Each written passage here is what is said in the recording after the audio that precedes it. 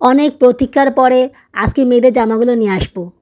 এটা ভাবতে আমার কাছে অনেক ভালো লাগতেছে। আসলে সংসার করতে হলে মেয়েদেরকে অনেক কিছুই করতে হয়, না হলে যে সংসার করা অনেক কঠিন হয়ে যায়। একটু খুশির জন্য এটুকু তো করতেই পারি। অবলা নারী হয়ে বেঁচে থাকা কোনো মানেই হয় না, সেই যুগ এখন আর নেই।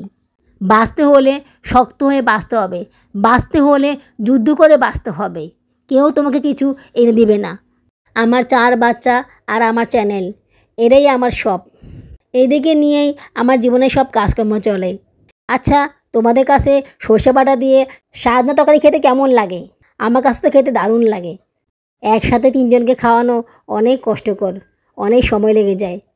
আমার 2 মেয়েকে একই কালার জামা পরে কেমন লাগতেছে আমাকে কমেন্টস করে জানাও।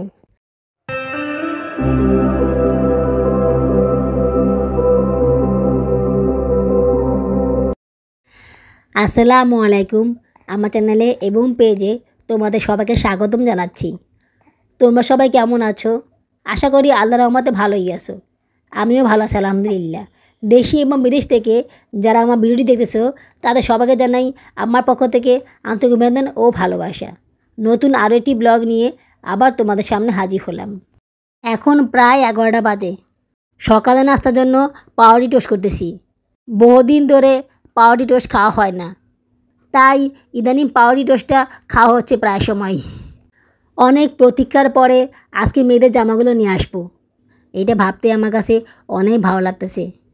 ঈদের আগে আনা ইচ্ছে ছিল, কিন্তু তোমরা তো সবই জানো ঈদের আগে আনা সম্ভব হয়নি। ঈদের পরেও লেট হয়ে গেল। কিচ্ছু করার নেই। আমরা যারা মেয়েরা স্বাবলম্বী নই, যাদের নিজস্ব কোনো অর্থ নেই, তাদের এভাবেই কষ্ট করে চলতে হয়। কষ্ট করে নিজের ইচ্ছাগুলো পূরণ করতে হয়। আমি যে পূরণ করতে পারতেছি এতেই আমি অনেক খুশি আলহামদুলিল্লাহ। যদিও একটু দেরিতে, তারপরও তো করতে পেরেছি। এটাই বা কজনে পারে বলো? স্বাবলম্বী না হওয়ার কারণে কত মেয়েরা যে ওদের ইচ্ছা পূরণ করতে পারে না, কত মেয়েরা যে ওদের স্বপ্ন শখ ইচ্ছা মাটিতে চাপা দিয়ে রাখে, সেটা শুধু তারাই জানে। আমরা মেয়ে হয়ে কেবলমাত্র তাদের সে দুঃখটা ফিল করতে পারি। তারা যে পরিস্থিতিতে আসে সেটা বুঝতে পারি। তাদেরকে বলতেছি, তোমরা যারা তোমাদের ছোটোখাটো ইচ্ছাগুলো পূরণ করতে পারতেছো না, কষ্ট পাচ্ছ, তারা কষ্ট পেও না, চেষ্টা করে যাও। ইনশাল্লাহ আল্লাহ পাক একদিন তোমাদের ইচ্ছা পূরণ করবেই। হয়তোবা একটু সময় লাগবে, হয়তোবা একটু দেরি হবে, কিন্তু তোমাদের ইচ্ছা পূরণ করবেই। তোমরা চেষ্টা চালিয়ে যাও। অন্তত নিজের মনটাকে তো বুঝতে পারবা যে না, আমি চেষ্টা করেছি কিন্তু আমার ভাগ্যে নেই, সেটা তো বলতে পারবা। না হলে তো তুমি সেটাও বলতে পারবা না, পরে আফসোস করে কুল পাবে না। তাই যেটাই করতে ইচ্ছা করে সেটা করবে। অ্যাটলিস্ট করতে না পারলেও করার চেষ্টা করবে। ইনশাল্লাহ সে কাজে তুমি অবশ্যই সফল হবে। বিয়ের দাওয়াত না হলে আমি হয়তো বা টাকা পেতাম না। বিয়ে দাওয়াতের উছিলায় আমি টাকাটা আগেই পেয়ে গেলাম, না হলে যে কবে পেতাম আল্লাহই জানে। আমি যদি বাবুকে বলতাম যে আমি জামাটা আমার নিজের টাকা দিয়ে কিনেছি, তাহলে আমাকে কত বেশি কৈফিয়ত দেওয়া লাগতো, এবং সে আমাকে কোনো টাকা দিতই না, উল্টো অনেক কথা শোনাতো। আমি আমার নিজের টাকা দিয়ে কিছু কিনেছি বা আমার ফ্যামিলি কেউ আমাকে হেল্প করেছে, যদি সেটা জানে তাহলে সে কখনোই সে টাকাটা দিবে না। এই কারণেই এই মিথ্যাটুকুর আশ্রয় নেওয়া লাগতেছে। আসলে সংসার করতে হলে মেয়েদেরকে অনেক কিছুই করতে হয়, সন্তানের জন্য অনেক কিছুই করতে হয়, না হলে যে সংসার করা অনেক কঠিন হয়ে যায়। সন্তানদের ছোটোখাটো আবদার চাওয়াগুলো পূরণ করা যায় না যদি না একটু ছলনার আশ্রয় না নেওয়া যায়। সব পুরুষরা তো আর একরকম না। অনেক পুরুষ আছে চাইলেই দিয়ে দেয়, কোনো কৈফিয়ত দেওয়া লাগে না, বরঞ্চ আরও খুশি হয়ে দিয়ে দেয়। কিন্তু আবার অনেক পুরুষরা আছে এগুলো পছন্দ করে না। চাওয়া তো দূরের কথা, এগুলো কথা মুখ দিয়ে বললেই ওরা খেপে যায়। এখন আমার কপালে পড়ছে এটা, আর কি করার আছে। সে যেমন তার সাথে সেরকম বিহেভ করতে হবে। তার সাথে আমি যদি সহজভাবে সোজাভাবে চলি তাহলে আমার ক্ষতি হবে, আমার লস হবে, আমার বাচ্চারা কষ্ট পাবে, আমি কষ্ট পাবো, কিন্তু তার এতে কিছু যায় আসবে না। আর যদি আমি একটু বুদ্ধি করে চালাকি করে চলাফেরা করি তাহলে আমার বাচ্চারা খুশি হবে আর আমিও খুশি হব। একটু খুশির জন্য এটুকু তো করতেই পারি। অবলা নারী হয়ে বেঁচে থাকা কোনো মানেই হয় না, সেই যুগ এখন আর নেই। তুমি অবলা নারী হয়ে শুধু দিয়েই যাবা, দিয়েই যাবা, বিনিময়ে তুমি কিছুই পাবা না। সারা জীবন চোখে পানি ফেলবে আর বলবে আমি শুধু করেই গেলাম, করেই গেলাম, কিন্তু কিছু পেলাম না। এই কষ্টের, এই কান্নার কোনো দাম নেই। নিজের অধিকার নিজেকে আদায় করে নিতে হবে, নিজের চাওয়া নিজেকেই পূরণ করতে হবে। অন্যরা করবে বা অন্যরা তোমাকে দিবে সেই আশা করে কোনো লাভ নেই। বাঁচতে হলে শক্ত হয়ে বাঁচতে হবে, বাঁচতে হলে যুদ্ধ করে বাঁচতে হবে। কেউ তোমাকে কিছু এনে দিবে না, সবাই তোমাকে করুণা করবে, বাট কেউ তোমাকে সাহায্য করবে না। আর যদি কেউ তোমাকে সাহায্য করেও দেয় তাহলে তার খোঁটা তোমাকে আজীবন শুনতে হবে। কেন তুমি শুনবে মানুষের খোঁটা? কেন শুনবে? তোমার কি কোনো যোগ্যতা নাই? তুমি কি পারো না তোমার যোগ্যতায় সেই জিনিসটা অর্জন করতে? হ্যাঁ, হয়তো একটু কষ্ট হবে, একটু দেরি হবে, তারপরও নিজের কষ্টের টাকায় নিজের পরিশ্রম করে যদি কোনো কিছু করতে পারো তাহলে তার থেকে আনন্দের আর কিছুই হতে পারে না। জামা আনতে বিকালবেলা বের হব, তার আগে রান্নার কাজকর্ম সব সেরে নিচ্ছি। আজকে পুঁইশাকের তরকারি রান্না করব আর ডাল দিয়ে সাজনা রান্না করব। সাজনা বাজার আসার পরে এই প্রথম রান্না করতেছি। বাবুরাবুকে প্রায় সময় বলি সাজনা খাবো সাজনা খাবো, কিন্তু আনা হয়নি। রমজান মাসে তো ওনার সময় হয়নি আর আমিও আনতে পারিনি, তাই ঈদের পরেই সাজনা কিনে নিয়ে এসেছি। সকিনাকে দিয়ে পুঁই শাক এবং সাজনাগুলো কেটে নিয়েছি। ও না থাকলে আমার যে কী হতো, ও আমাকে অনেক কাজে হেল্প করে। যখন আমি সুযোগ পাই তখন আমি সবজি কেটে রান্না করে ফেলি, আর যখন সুযোগটা পাই না বা রান্না করতে পারি না তখন ওকে দিয়ে সবজিগুলো কাটিয়ে নিই। ও এসে সবজিগুলো কেটে দিলে তারপর রান্না করি। আবার অনেক সময় ওকে দিয়ে আগেই সবজি কাটিয়ে রাখি, সেগুলো পরের দিন সকালবেলা রান্না করে ফেলি বা সুযোগ বুঝে রান্না করে ফেলি। তবে ওর প্রতি আমি ডিপেন্ডেবল থাকি না যে ওকে কাটতেই হবে, ও না কাটলে চলবে না, এরকম না। মাঝে মধ্যে থেকে গেলে বা প্রায় সময়ই আমি ওকে দিয়ে কাটাই। মেয়েদের জামা আনবো এটা ভাবতে আমার কাছে অনেক ভালো লাগতেছে। আমার যে কতদিনের শখ, আমার 3 মেয়ের জন্য একই কালারের ড্রেস কিনবো, সেটা যে আমি পূরণ করতে পেরেছি এটা ভাবতে আমার কাছে অনেক ভালো লাগতেছে। আল্লাহ পাকের কাছে লাখ লাখ কোটি কোটি শুকরিয়া যে আল্লাহ পাক আমার এই ইচ্ছাটুকু পূরণ করে দিয়েছেন। এখন মেয়েদের জামার মাপ ঠিকমতো হলেই হয়। ঠিক করেছি সায়রা এবং সাওদাকে নিয়ে যাব। জুনেনাকে নিব না, ওকে নিয়ে গেলে যেতে অনেক কষ্ট হবে, কারণ সাওদাকে ধরে রাখা সম্ভব হয় না, ও বাবার এদিকে সাথে চলে যায়। এই কারণে জুনেনাকে নিব না, ও বাসায় জানের সাথে থাকবে। জানেরও তো শিখতে হবে কীভাবে বাবুকে রাখতে হবে, কারণ সবসময় তো সায়রা থাকবে না, তাই জায়ানেরও অভ্যাস করতে হবে ছোটো বাবুকে রাখার। একটু টেনশনে থাকবো, কারণ জায়ান তো টিভি দিকে চেয়েই থাকে, আর ও তো জুনেনাকে রেখে অভ্যস্ত না, সবসময় তো সায়রাই দেখে, তাই একটু টেনশনে থাকবো। যাক, আল্লাহ ভরসা, আল্লাহ পাক ওকে দেখে রাখবে ইনশাল্লাহ। দোকানটা আমাদের বাসার কাছেই, খুব বেশি দূরে নয়, যাওয়া আসা করতে খুব বেশি সময় লাগবে না, তাড়াতাড়ি করে চলে আসতে পারবো। আপুরা এখন পর্যন্ত যারা আমার ভিডিওটি দেখতেছো তা একটা লাইক করে দিও, লাইক করে দিলে কাজ করার উৎসাহ অনেকগুণ বেড়ে যায়। আর যদি খুব বেশি ভালো লেগে থাকে তাহলে আমার এই ছোটো চ্যানেলটিকে সাবস্ক্রাইব করে আমাকে আপন করে নিও। তোমরা যদি আমার পাশে না থাকো তাহলে আমি কীভাবে সামনে আগাবো বলো? আমার 4 বাচ্চা আর আমার চ্যানেল, এটাই আমার সব। এদিকে নিয়েই আমার জীবনের সব কাজকর্ম চলে। এগুলো একটা ছাড়াও আমার জীবন চলা সম্ভব নয়, একটা যেন আরেকটার সাথে অপতভাবে জড়িয়ে আছে। সন্তান যেমন ভবিষ্যতে আমাকে সুখ দিবে, আনন্দ দিবে, ভালোবাসা দিবে, ঠিক তেমনই চ্যানেলও আমাকে ভবিষ্যতে সবার ভালোবাসা দিবে, সুখ দিবে, আনন্দ দিবে।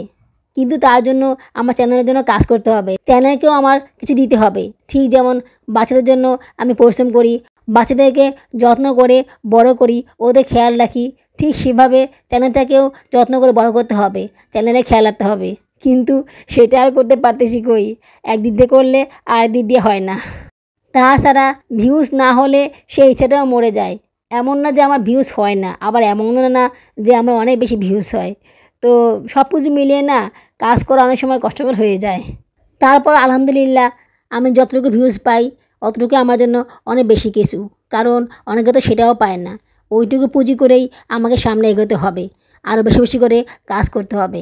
আমি যদি চ্যানেলে বেশি সময় দেই, চ্যানেলের জন্য কাজ করি, তাহলে অবশ্যই আমি সাকসেস পাবোই ইনশাল্লাহ। কাজ করে যেতে হবে, হাল ছাড়লে চলবে না, হাল ছাড়লে তো আমার চ্যানেল কখনোই গ্রো করবে না, সেই কাজটা করা যাবে না। আপুরা তোমরা সবাই আমার জন্য দোয়া করো, আমি যাতে আমার চ্যানেলে কন্টিনিউ কাজ করতে পারি, খুব বেশি গ্যাপ যাতে না হয়। টিভির কোনো সিরিয়াল যখন প্রতিদিন দেখা হয় তখন একটা লোভ হয়ে যায়, না দেখলে কেমন লাগে, ভালো লাগে না, দেখতেই হবে দেখতেই হবে। চ্যানেলের কাজটা ঠিক এরকম, প্রতিদিন দিতে দিতে অভ্যাস হয়ে যায়, না দিলে খারাপ লাগে। আবার যারা প্রতিদিন আমার ভিডিও দেখে ওরাও অভ্যস্ত হয়ে যায় প্রতিদিন ভিডিও পেতে পেতে, যখন ওরা আমার ভিডিও পায় না তখন ওদের কাছে অনেক খারাপ লাগে। আমি সবই বুঝি, কিন্তু আসলে সব কিছু সামলিয়ে কাজকর্ম করা অনেক কষ্টকর হয়ে যায় অনেক সময়। তারপরও আমি চেষ্টা করব সবসময় ভিডিও আপলোড করার। ইনশাল্লাহ আমি মনে প্রাণে চেষ্টা করলে অবশ্যই সবসময় ভিডিও আপলোড করতে পারবো। তোমরা প্লিজ আমার পাশে থেকো আপুরা, আমাকে সাপোর্ট করে যেও। সাজনার ডাল রান্না করা হয়ে গিয়েছে। আচ্ছা, তোমাদের কাছে সর্ষে বাটা দিয়ে সাজনা তরকারি খেতে কেমন লাগে? আমার কাছে তো খেতে দারুণ লাগে। বাবুরাবু আসলে অতটা পছন্দ করে না। ওগুলো রান্না করলে আমার একারই খাওয়া লাগে, উনি সেভাবে ওগুলো খায় না। ডাল দিয়ে রান্না করলে যা একটু খায়। সর্ষে বাটা দিয়ে সাজনাগুলো ভুনা করলে খেতে যা ভালো লাগে কি বলবো, আমার তো এখনই লোভ লেগে যাচ্ছে। বাচ্চাদেরকে খাবার খাইয়ে দিচ্ছি।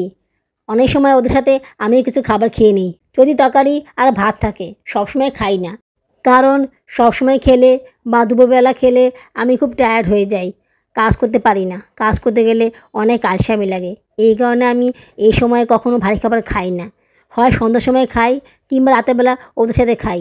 খুব বেশি ক্ষুধা লাগলে হালকা পাতা খাবার খেয়ে নিই। ডায়েট করার কারণে এই অভ্যাসটা রয়ে গিয়েছে। তাছাড়া প্রেগনেন্সিকালীন সমস্যা রয়ে গেছে, সম্পূর্ণ যায়নি। একসাথে 3 জনকে খাওয়ানো অনেক কষ্টকর, অনেক সময় লেগে যায়। বড় দুটোকে আলাদা করে খাবার দিলে খেতে অনেক সময় লাগিয়ে ফেলে। এখন অত সময় নেই, তাই আমি তাড়াতাড়ি করে খাইয়ে দিচ্ছি। বিয়ের দাওয়াতে গিয়েছিলাম, তখন যে রোস্টগুলো দিয়েছে সেই রোস্টগুলো থেকে একটা রোস্ট আমি টিস্যু করে নিয়ে এসেছি, কারণ সায়রা কিছুই খায়নি।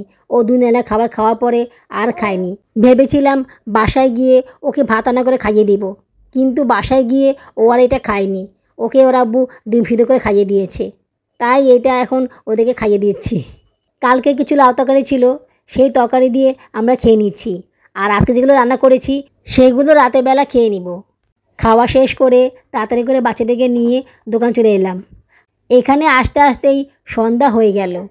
এই বুটিক্সের দোকানটা অনেক বড়, তোমরা তো দেখতেই পেলে। এক হাতে জামা কাপড় সেলাই করে, আরেকটাতে ওরা বসে 3 পিসের কাপড় বিক্রি করে, গস কাপড় বিক্রি করে, কাপড়ের অর্ডার নেয় আর ডেলিভারি কাজগুলো করে।